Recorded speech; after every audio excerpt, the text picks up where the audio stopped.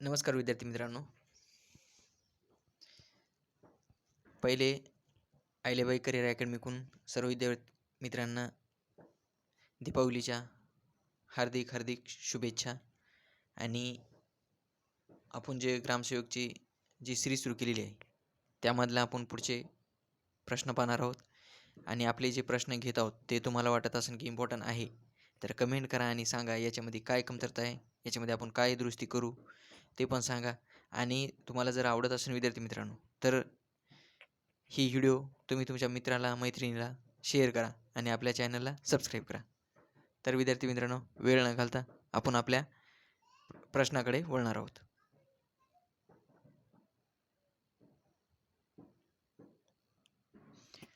तर आज आपल्या सेशनमधला पहिला प्रश्न आहे ते म्हणजे स्वतंत्र भारताचे पहिले राष्ट्रीय वन धोरण कधी जाहीर करण्यात आले आहे? स्वतंत्र भारताचे पहिले राष्ट्रीय वन धोरण कधी जाहीर करण्यात आले आहे? 1952ला जाहीर करण्यात आले आहे.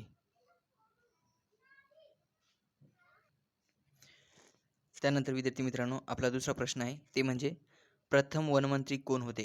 प्रथम वनमंत्री कोण होते? असं क्वेश्चन आल्यानंतर तुम्हाला सांगता आलं पाहिजे की प्रथम वनमंत्री कोण होते? के.एम.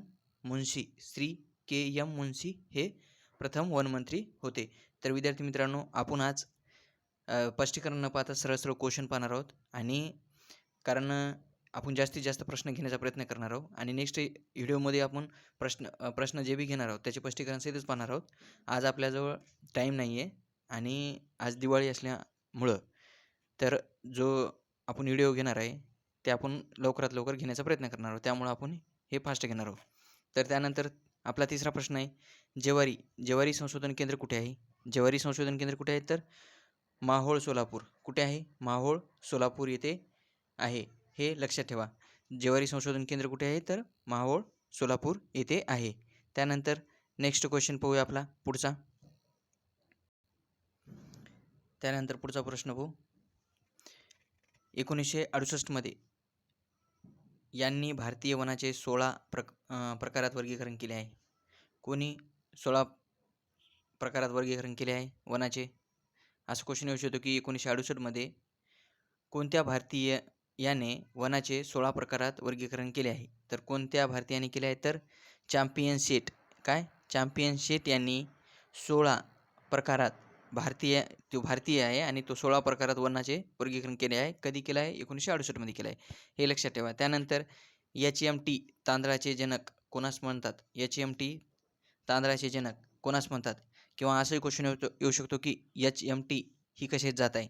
तर HMT कशाची तांदळाची जात आहे, हे लक्षात ठेवा. त्यानंतर त्याचे जनक कोणास म्हणतात? तर दादाजी संभाजी खोब्रागडे यांना HMT तांदळाचे जनक म्हणतात. त्यानंतर वन विषयाच्या समवर्ती सूचीत समावेश करण्यात आला आहे. वन विषयाचा समवर्ती सूचीत समावेश कोणत्या साली करण्यात आला आहे? वन विषयाचा समवर्ती सूचीत समावेश कोणत्या साली करण्यात आला आहे? तर 1976 साली करण्यात आला आहे. 1976 साली जे वन विषय आहे हे समवर्ती सूचीत समावेश करण्यात आला आहे. त्यानंतर नेक्स्ट क्वेश्चन पाहू आपला पुढचा. ते म्हणजे पुढचा प्रश्न आहे बाजरीमध्ये असणारे विषारी अल्काहिल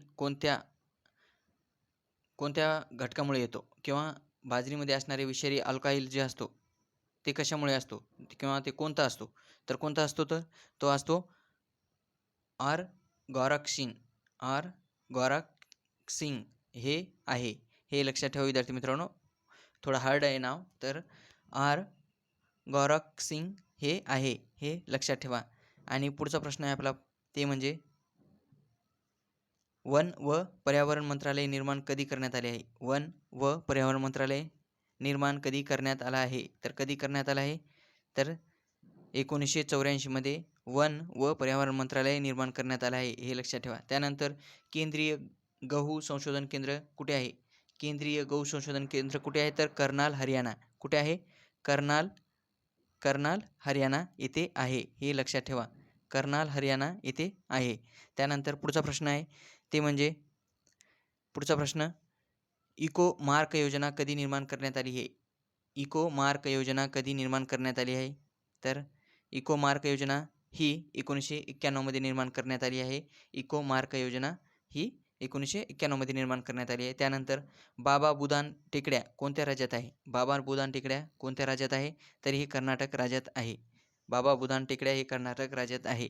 हे आपण कृषी विषयीच पाहत आहोत विद्यार्थी मित्रांनो ना जी.के. हे क्वेश्चन जे आहे हे कृषीमध्ये पण विचारले जातात की बाबा बुदान टेकड्या कोणत्या राज्यात आहे? तर हे कर्नाटक राज्यात आहे. आणि जी.के. मध्ये पण विचारलं जाते. त्यानंतर सिमलीपाल अभयारण्य कोणत्या राज्यात आहे? त्यानंतर सिमलीपाल अभयारण्य कोणत्या राज्यात आहे? तर ओरिसा राज्यात आहे. सिमलीपाल अभयारण्य कोणत्या राज्यात आहे? तर ओरिसा.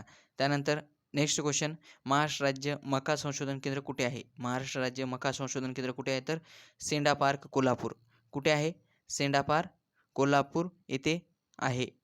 महाराष्ट्र राज्य मका संशोधन केंद्र कुठे आहे? तर सेंडा पार्क कोल्हापूर येथे आहे. सेंडा पार्क. त्यानंतर महाराष्ट्रात जंगलाचे एकूण प्रकार किती? महाराष्ट्रात जंगलाचे एकूण प्रकार किती आहेत? तर 5. महाराष्ट्रात जंगलाचे प्रकार किती आहे विचारल्यानंतर सांगता आलं पाहिजे की 5 आहे. त्यानंतर national research institute national research centre for soybean कुठे आहे? National research centre for soybean कुठे आहे? तर इंदोर मध्य प्रदेश. कुठे आहे? तर इंदोर मध्य प्रदेश येथे आहे. त्यानंतर पुढचा प्रश्न ते म्हणजे वन विकास मंडळाचे मुख्यालय कुठे आहे? वन विकास मंडळाचे मुख्यालय कुठे आहे? तर वन विकास मंडळाचे मुख्यालय आहे नागपूरला. कुठे आहे? तर नागपूरला आहे. वन विकास मंडळाचे मुख्यालय हे नागपूरला आहे. त्यानंतर पुढचा प्रश्न, उडदामध्ये कोणत्या आम्लाचे प्रमाण सर्वात जास्त असते? तर उडदामध्ये हे फॉस्फोरिक काय असते? उडदामध्ये तर फॉस्फोरिक हे असते. त्यानंतर पुढचा प्रश्न, वन विकास महामंडळ स्थापनेचा विचार कोणी मांडला होता? वन विकास महामंडळ स्थापनेचा विचार कोणी मांडला होता? तर श्री उड. कोणी मांडला होता? तर श्री उड यांनी मांडला होता वन विकास महामंडळ स्थापनेचा विचार. त्यानंतर पुढचा प्रश्न पाहूया आपला, ते म्हणजे सर्वाधिक गूळ उत्पादन कोणत्या राज्यात होते? सर्वाधिक गूळ उत्पादन कोणत्या राज्यात होते? तर सर्वाधिक गूळ उत्पादन हे उत्तर प्रदेशमध्ये होते. सर्वाधिक गूळ उत्पादन कोणत्या राज्यात होते? तर उत्तर प्रदेशमध्ये होते. त्यानंतर सर्वात जास्त जंगलाचे प्रमाण असलेला जिल्हा कोणता? आपल्या महाराष्ट्रामध्ये जर विचार केला तर सर्वात जास्त जंगलाचे प्रमाण असलेला जिल्हा कोणता आहे? तर गडचिरोली. त्यानंतर पुढचा प्रश्न आहे, मराठवाड्यात सर्वाधिक वन क्षेत्र असलेला जिल्हा कोणता? मराठवाड्यात सर्वाधिक वन क्षेत्र असलेला जिल्हा कोणता आहे? तर नांदेड. मराठवाड्याचा विचार केला तर नांदेड आहे आणि महाराष्ट्राचा विचार जर केला तर गडचिरोली आहे. त्यानंतर पुढचा प्रश्न, आणि नांदेडमध्ये किती तालुके आहेत हे तुम्ही कमेंट करून सांगा विद्यार्थी मित्रांनो. त्यानंतर पुढचा प्रश्न, तर काळे सोने म्हणून प्रसिद्ध मसाला पीक कोणता? काळे सोने म्हणून प्रसिद्ध मसाला पीक कोणता? तर काळी मिरी. कोणता आहे? तर काळे सोने म्हणून प्रसिद्ध तर काळी मिरी हे आहे. काळी मिरी.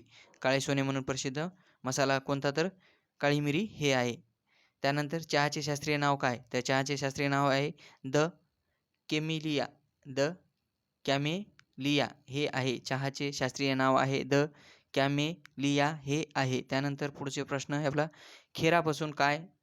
खेरापासून कात बनवण्याचे उद्योग कोणत्या ठिकाणी आहे? खेरापासून कात बनवण्याचा उद्योग कुठे आहे? आपल्या महाराष्ट्रामध्ये तर डहाणू आणि चंद्रपूर येथे आहे. त्यानंतर पुढचा प्रश्न आपण पाहूया, ते म्हणजे लसणात कोणते प्रतिजैविक असते? लसणात कोणते प्रतिजैविक असते? तर आलेसिन. काय असते? आलेसिन असते. लसणात कोणतं प्रतिजैविक असते? तर आलेसिन असते. आलेसिन हे लक्षात ठेवा. त्यानंतर लाख निर्मितीचे केंद्र कुठे आहे? लाख निर्मितीचे केंद्र गोंदिया जिल्ह्यात आहे. त्यानंतर पुढचा प्रश्न आहे आपला, लवंगाच्या तेलातील प्रमुख घटक कोणता? लवंगाच्या तेलातील प्रमुख घटक कोणता आहे? तर मेन्थॉल. काय आहे? मेन्थॉल हे लवंगाच्या तेलातील प्रमुख घटक आहे. हे लक्षात ठेवा, मेन्थॉल. त्यानंतर पुढचा प्रश्न पाहूया आपला, ते म्हणजे मसाल्याचा राजा कोणास म्हटले जाते? मसाल्याचा राजा कोणास म्हटले जाते? तर मसाल्याचा राजा हे मिरीला म्हणतात. काळी मिरी जी असते ना, काळी मिरीला मसाल्याचा राजा म्हणतात. त्यानंतर पुढचा प्रश्न, साखर उत्पादनात पहिल्या क्रमांकाचा देश कोणता? साखर उत्पादनात पहिल्या क्रमांकाचा देश आहे ब्राझील आणि 2 नंबरवर कोण आहे? आपला भारत. साखर उत्पादनात पहिल्या क्रमांकाचा देश कोणता? तर ब्राझील. त्यानंतर दुसऱ्या क्रमांकाचा देश आहे भारत. त्यानंतर नेक्स्ट प्रश्न पाहूया आपला, ते म्हणजे महाराष्ट्र वानिकी संस्था कुठे आहे? महाराष्ट्र वानिकी संस्था कुठे आहे? तर पुणे येथे आहे. महाराष्ट्र वानिकी संस्था कुठे आहे? तर पुणे येथे आहे. हे लक्षात ठेवा. कुठे आहे? तर पुणे येथे आहे. हे पण माहीत असलं पाहिजे. त्यानंतर पुढचा प्रश्न आहे आपला, महाराष्ट्र वानिकी संस्था कुठे आहे? पुणे. त्यानंतर पुढचा प्रश्न, ते म्हणजे मसाल्याचा राजा कोणास म्हटले जाते? मसाल्याचा राजा कोणास म्हटले जाते? तर काळी मिरीला म्हणतात. हे प्रश्न डबल झाला आपला. मसाल्याचा राजा कोणास म्हटले जाते?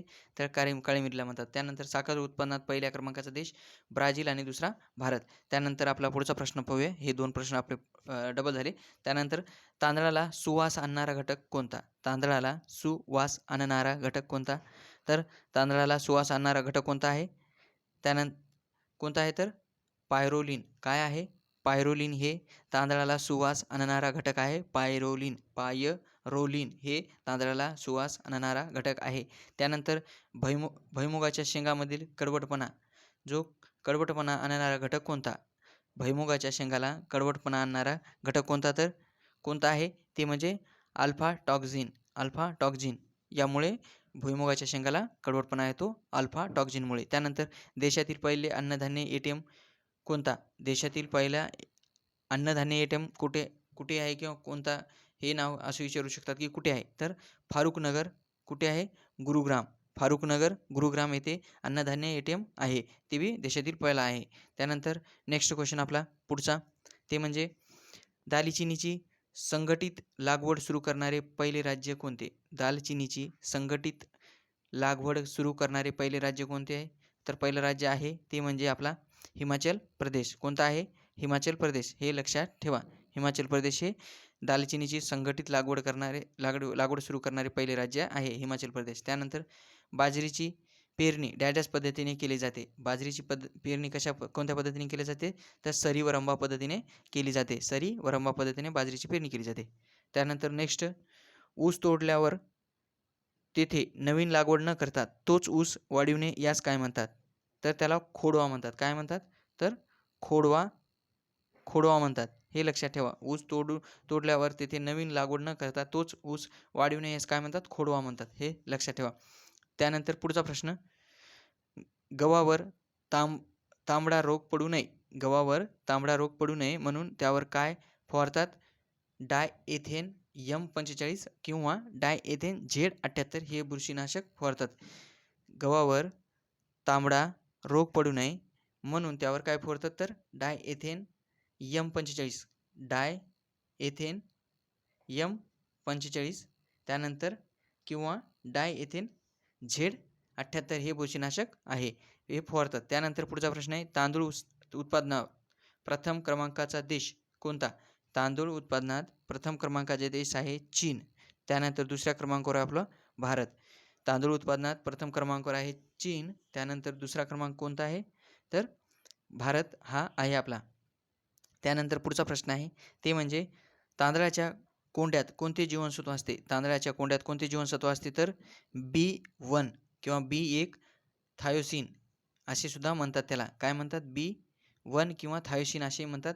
आणि आढळणारा प्रोटीन जर विचारले तर प्रोटीन कोणता? ग्लुटीन हे असं आहे. ग्लुटेन हे असं नाव आहे. हे पण लक्षात ठेवा. ग्लुटेनिन हे त्यामध्ये प्रोटीन आढळते ते तांदळाच्या कोंड्यात. त्यानंतर पुढचा आणि जीवनसत्व विचारलं तर कोणता? B1. त्याला दुसरं नाव काय आहे? थायोसिन हे आहे. त्यानंतर पुढचा प्रश्न आहे आपला, संकरित कापसाचे जनक कोणास म्हटले जाते? संकरित कापसाचे जनक कोणास म्हणतात? तर C.T. पटेल यांना म्हणतात. कोणाला म्हणतात? तर C.T. पटेल यांना म्हणतात. हे लक्षात ठेवा. संकरित कापसाचे जनक C.T. पटेल. त्यानंतर पुढचा प्रश्न ते म्हणजे तीळ लागवडीसाठी प्रसिद्ध जिल्हा कोणता? तीळ लागवडीसाठी प्रसिद्ध जिल्हा आहे जळगाव. कोण आहे? तीळ लागवडीसाठी प्रसिद्ध जिल्हा जळगाव आहे. त्यानंतर राज्य सूर्यफूल संशोधन केंद्र कुठे आहे? राज्य सूर्यफूल संशोधन केंद्र सोलापूर येथे आहे. राज्य सूर्यफूल संशोधन केंद्र सोलापूर येथे आहे. पुढचा प्रश्न आहे आपला ते म्हणजे पुढचा प्रश्न, तर विद्यार्थी मित्रांनो आज आपण एवढेच प्रश्न पाहणार आहोत आणि आपण जवळपास यामध्ये 60 प्रश्न पाहिले आहेत. किती प्रश्न पाहिले आहेत? 60 प्रश्न पाहिले आहेत. तर त्यानंतर आपण पुढचे घटक आणि पुढचे प्रश्न आपण नंतर पाहणार आहोत. आणि आज आपण इथेच थांबूया. आज दीपावलीच्या सर्वांना हार्दिक शुभेच्छा. आणि आज दीपावली असल्यामुळे आपण आपला जो व्हिडिओ आहे तो टाकण्यासाठी आपण लवकरात लवकर घेण्याचा प्रयत्न केला आहे. आणि आज जवळपास आपण 60 प्रश्न घेतलेले आहेत. हे पण लक्षात ठेवा. आणि मी रोज तुम्हाला जास्तीत जास्त प्रश्न देण्याचा आणि जास्तीत जास्त रिव्हिजन घेण्याचा प्रयत्न करत आहे. तर हे विद्यार्थी मित्रांनो तुम्हाला आवडत असेल तर तुमच्या मित्राला मैत्रिणीला हे आपलं जे चॅनल आहे ते शेअर करा. आणि हे जे मी यामध्ये आपण जे व्हिडिओ टाकतोय मुलं पाहत आहे आणि चॅनलला सबस्क्राईब पण करत नाही आहे आणि शेअर पण करत नाही आहे. जे विद्यार्थ्यांना वाटत असेल की बाबा कशाला शेअर करायचं किंवा कशाला मित्रांना शेअर करायचं, माझ्यापेक्षा जास्त मार्क पडेल, असं काही विचार न करता सगळ्या मुलांनी सपोर्ट करा. आणि पुढच्या मित्रांना तुम्ही पुढच्या मुलांना जर पाठवला तर तुम्हाला पण मार्क मिळणारच आहे आणि स्पर्धा करायला चांगलं वाटेल. तर विद्यार्थी मित्रांनो, आपण आपलं जे व्हिडिओ घेतले, जे क्वेश्चन घेतले ते तुम्हाला आवडत असेल तर कमेंट करा, शेअर करा आणि आपल्या चॅनलला सबस्क्राईब करा. तर विद्यार्थी मित्रांनो, आपण इथेच थांबूया. धन्यवाद.